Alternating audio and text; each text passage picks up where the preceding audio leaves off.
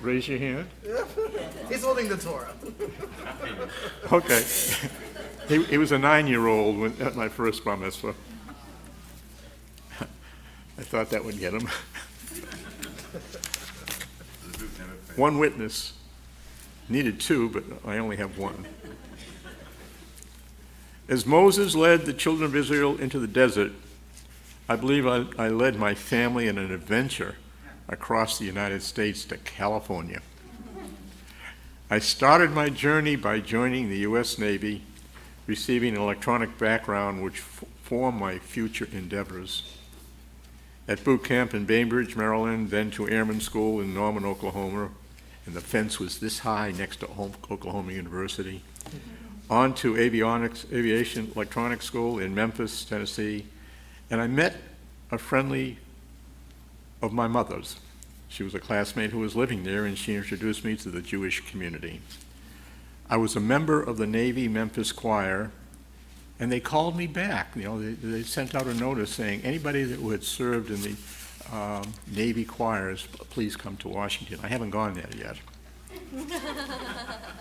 That's true. And I even met Elvis Presley before he made it big. He said we were dating, and my friend and I were at Shoney's downtown after a presentation of the choir, and in comes this entourage, 6 guys walking in the parking lot, and the girl turns to us and said, "This is my cousin, Elvis Presley. Glad to meet you." We turn to the women. Taps us on the shoulder and he says, "I'm Elvis Presley." "Yeah, I heard you." This was in the days before he made it big. Upon graduation, I was sent to HU-2 Helicopter Squadron at Lakehurst, New Jersey, as a third-class petty officer, so I was a step above an airman. The airship Hindenburg crashed there in 1937, and I was given the opportunity with my alumni group to put up an HU-2 plaque and a new Hindenburg memorial plaque. We even met with the son of the German pilot. I volunteered for my first mission aboard the aircraft carrier Coral Sea to the Mediterranean as a helo air-sea rescue. And this was the days before the rescue swimmer. I was there during the 1956 Suez Crisis. We stopped the British, we stopped the French, we stopped the Israelis in action. We had 2 carriers, 2 cruisers. We airlifted American personnel from Egypt and Israel, and it was my first time that I put my foot down in Israel. I've been to Israel on technical business and attending a B'nai B'rith international meeting, and even meeting Teddy Kollek and Golda Meir. I remember. During this cruise, I made 3 rescues, the last being the most dangerous. I dropped the sling, because the plane took off, catapulted, and he never gained altitude, and he flat pancaked. I dropped the sling, and the pilot was injured, and he couldn't get into the sling, so my pilot, Lieutenant Cronin, said, "You know what you got to do, Ted? Go in, get him." I cut him out of his parachute, brought him back to the helo, and my reward was a thank you from a shot of whiskey from the flight surgeon. I don't know who I rescued. In 2014, 58 years later, I received the Navy Marine Corps Medal for Heroism, and that's between the Bronze and the Silver Star, for successful life-saving at sea. I still remember the action, and I've been searching for this pilot and haven't found him yet. Even made the front page of the Orange County Register, hometown Patriot Ledger, and the Sun. Anybody watching from Massachusetts, you can go online. Upon returning to home base, I was promoted to second-class petty officer. And because of my rescue, and I had 4,400 eyesight, should have never been flying, should have never been at sea, but I was there. I had junior life-saving training at summer camps, and I got contact lenses and I was cleared to fly, and no one else in the squadron with glasses was allowed to fly again. So I had passed, because I said to my skipper, I said, this is what it was. And he opened up the book and he says, that's okay, Ted. Continue to fly. And I continued to get air flight finances. So that really helped.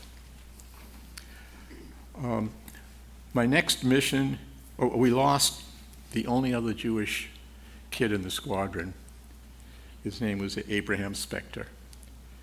He was unsuccessful aboard the aircraft carrier Randolph, which was going with us. He tried the same thing, only he didn't cut the pilot out of the chute. The parachute wrapped around both him and the pilot, and they had to drag him across the destroyer, and they cut him loose. So Alan Spector, the older brother, if you're out there, go get your brother's Navy Marine Corps Medal for Heroism, because it was allowed for successful and unsuccessful, and that's back in Pennsylvania. My next mission was aboard the battleship Wisconsin. We passed through the Panama Canal twice, and I went over the equator as a polywog. That's a person that's never crossed the equator by boat. All the crew, and even the admiral, had to go through the ritual. But today it's called hazing. And if you don't have to do it, and if you don't do it, you don't get the card. Terry came back from a cruise, and she came back with an 8.5 by 11 piece of paper that said she crossed the equator. I went and got my plaque, and she put hers away. I asked her what was your ritual. She said, well, it was hors d'oeuvres, champagne. That's not what we had. It was garbage. We had to crawl through that stuff. We visited the naval base at Guantanamo Bay, and then we returned to Havana, Cuba, with our temple, Bethor. I was transferred to HU-2 in Norfolk. It was a small detachment around the high holidays, and immediately I contacted the Jewish community. Guess who I met? I met Terry at the largest Jewish USO in the country, and immediately asked to be on her dance card. And it's been a lifetime dance. My next mission was aboard the communication cruiser Northampton, back to the Med, off of Mallorca for a 6th Fleet Command exchange. They changed in ceremony. And upon return, I was promoted to a first-class petty officer. My last mission was aboard the aircraft carrier Intrepid, the one in New York Harbor. It was to Northern Europe and England, and I was able to attend the Brussels World's Fair, and I returned 54 years later to help guide her from the New Jersey maintenance to the new berth at New York City. I was chosen by lottery over 30,000 former crewmen to be a flag bearer aboard the carrier. Terry followed a couple of miles behind us, the family, in a family cruise boat. My 4-year enlistment was up, and I was transferred to Navy Reserves. I did not accept OCS, Officer Candidate School. I had the GI Bill, Korean GI Bill. Terry and I went to Northeastern University in Boston as a married couple for 5 years. I cooperative at EG&G, a nuclear company, and while working for the Big E, Dr. Edgerton, if you've ever seen the high-speed photography and the milk drop around, that was Doc. And oceanography detection. Why would I be interested in oceanography detection? We met Jacques Cousteau, a personal friend of the Doc. At EG&G, I worked on this last South Pacific atomic testing in 1962, and that was the same time as the Cuban Missile Crisis. Living behind Symphony Hall, we could hear Arthur Fiedler and the Boston Pops for free when they practiced. While marketing, and Terry is not a football fan, Terry won the first year of the New England Patriots season's tickets while shopping at the Shawmut Market. The season's tickets were Old Braves Field at Boston University on the 50-yard line. They had no seats, no backings. She was 7 months pregnant with Howard, and she said, "I'm through. You and your father and your brother can go to the rest of the games." I served as vice president of the Electrical Honor Society and now a life member of IEEE. That's the International Electrical and Electronic Engineering Society. And upon graduation, I received my BSEE. We interviewed, and I say we, not I. Terry was part of the interview. We interviewed several companies east of the Mississippi. And we chose a telephone interview with Autonetics, the division of North American Aviation in Anaheim. We were very slow. It took us 8 weeks to travel cross country because Terry said, "I want to see this, I want to see this, and I want to see this." And we saw friends and sightseeing along the way. And just like Moses went further to the promised land, we went to California. For over 50 years, we, and I say we, have served several philanthropic organizations, many in leadership positions: B'nai B'rith, Hillel, Jewish National Fund, the Anti-Defamation League, the Orange County Jewish Community Center, the National Jewish Welfare Board. I even got a call last week commemorating my birthday from New York. Along the way, Jewish War Vets, life member, American Legion life member, and currently active in National 10-Pit Bowling, and that wasn't my primary. My primary was Candlepin back in Boston. When we got here, Howard says, "Where's the little balls?" I said, "We left them in Boston. You'll have to learn how to bowl with the big balls." He did. He passed me. We befriended 2 groups of 6 Israeli airmen at Gould Electronics with room and board while they were going through navigation and communication training. Menachem Perry was one of the first group. He attended law school and then told his mother he didn't want to be a lawyer. Oh, that went over like a ton of bricks. He wanted to be a TV, radio personality. And he did. He succeeded. Everybody knows Menachem in Israel, and if anybody in Israel is watching, including you, Menachem, shalom. We visited him and his actress wife, Nurit, 3 times, in 74, 85, and 2010. I did something unusual. I went through Ancestry.com, and I became my relationship with the Lubavitch Rabbi Menachem Schneerson through my relative, Rabbi Abraham David Lavoot, and this was confirmed by the local Chabad rabbi. And it's one of your rabbis there, Mel, that said, "I agree, you are related." I retired from Northrop Grumman as a senior program manager on the B-2 stealth bomber, and I got my big bomber out there. I received the Senior Engineering Program Manager Award of the Year. And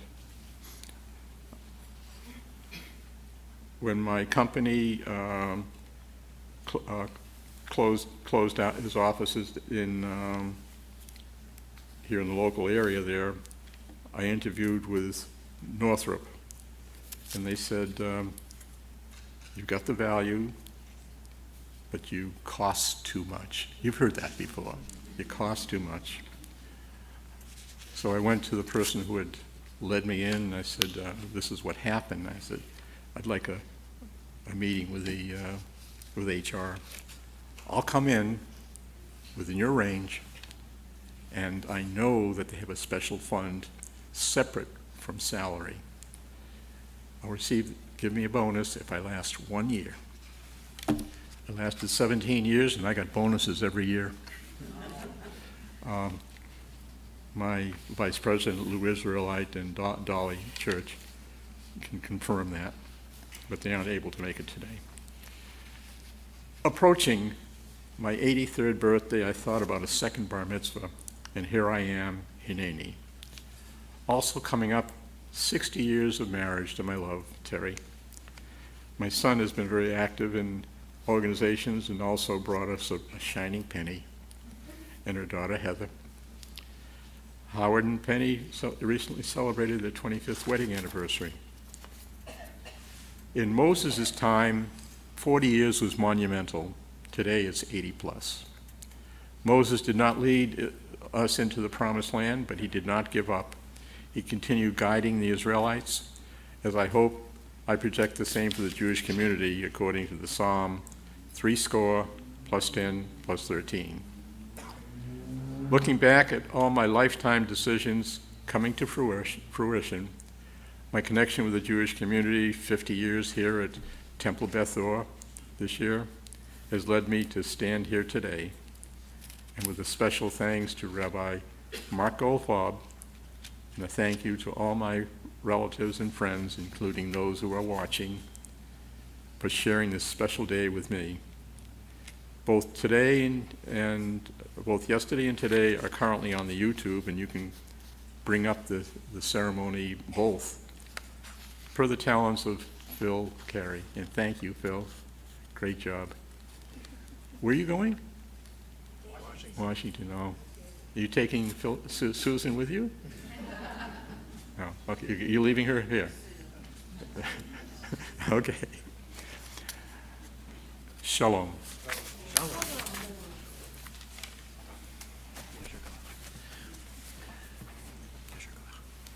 We're going to return the Torah to the Ark. I invite us to turn in our prayer books to page 256. Page 256. Yahalelu et Shem Adonai ki nishkav shemo levado. Let us praise the name of Adonai, for God's name alone is exalted. I invite us to rise as we are able.